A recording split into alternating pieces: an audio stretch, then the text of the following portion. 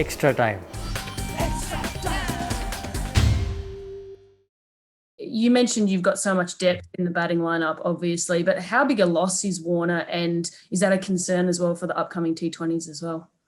Oh, it'd be great to have him available, no doubt. But these things happen, injuries happen. He's an all-time great in one day in T20 cricket. I don't think there's many better players to have played the game.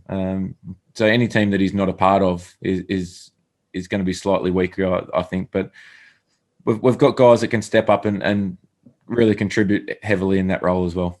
Just wanted to ask you about opening partner for tomorrow and the thinking behind who you pick. I mean, you mentioned how the middle order is doing such a good job as is.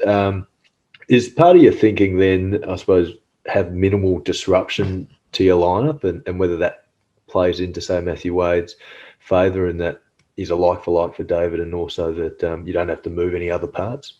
Yeah, it comes down to all that, mate. I think that's what you have to weigh up, whether you just go pure like for like with Wadey or someone like that to fill that role as a left-hander, as an opening batter, or you reshuffle it around a little bit.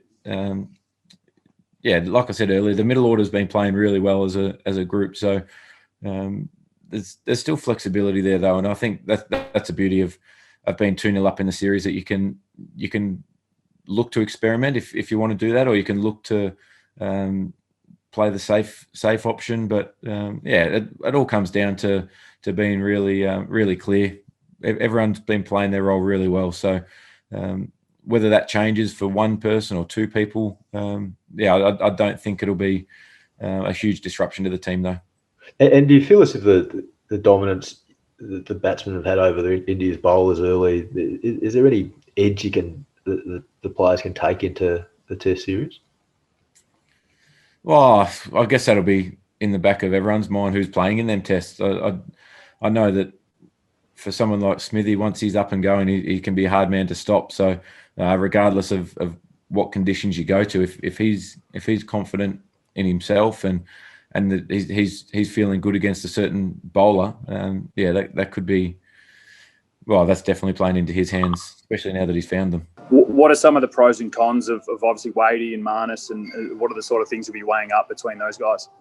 Oh, obviously the middle order's been functioning really well over the last little while. I think it played really well in England, and it's obviously done a really good job in this series as well. So that's probably a con of not wanting to do that. But we've seen Marnus as a class player. So if we go that way, great. I think Alex Carey, the role of him and Maxi at 6 and 7 there has been really crucial and probably provides a little bit more freedom for that middle order to really go about their business and be ultra aggressive as well. So there are a few reasons why I probably wouldn't like to do it, but there's still a lot of good players there that we can choose to do that role. You've obviously had a few opening partners over the journey and captained quite a few teams as well. Is there a definite advantage to having a left-hand, right-hand combination in terms of strategies and planning for and against, or is that a bit old hat?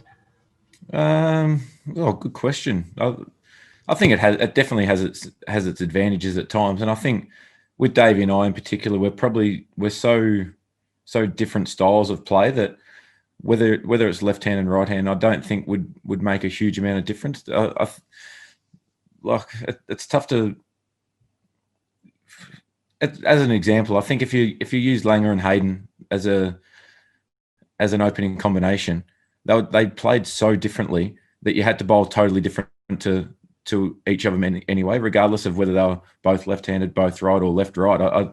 So I think that's what complements opening partnerships a little bit more than just that left-right combo. Hey, mate, what have you made of Steve Smith's start to the summer, and is he going as well as you've ever seen him? It's been incredible.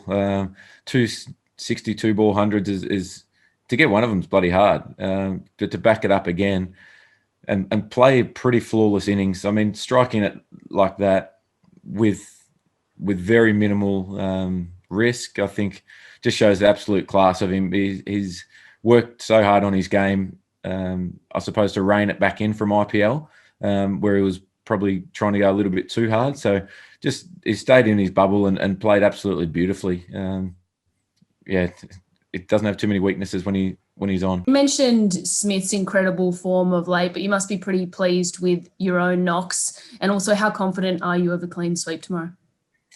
Yeah, I feel as though I'm batting nicely at the moment. It'd be nice to get off to a bit quicker start. I think both games I've been striking in the 50s for my first 10 or 12 balls and then catching up reasonably well towards the back end. But it'd be nice to continue starting the innings really well with whoever that is tomorrow. I think it's given us a strong base that we can really launch into that second half of the innings, which has been nice. And in terms of a clean sweep, I think you can never predict anything against India. They're a great side. We're just trying to play the best cricket we can on the day. We've been really lucky with the way that not lucky. We've been pretty good, to be fair, especially with bat in hand.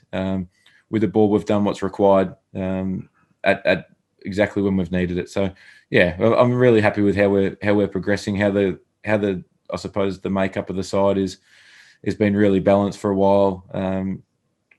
Guys who are coming in and getting opportunities are taking them as well. So yeah, that's been really impressive. On KL Rahul, so much talk about how there's been too much camaraderie between the teams. KL Rahul and you had a little moment there. Is it just natural? You guys spend 2-3 months with each other in dressing rooms that people should just stop talking about it to an extent?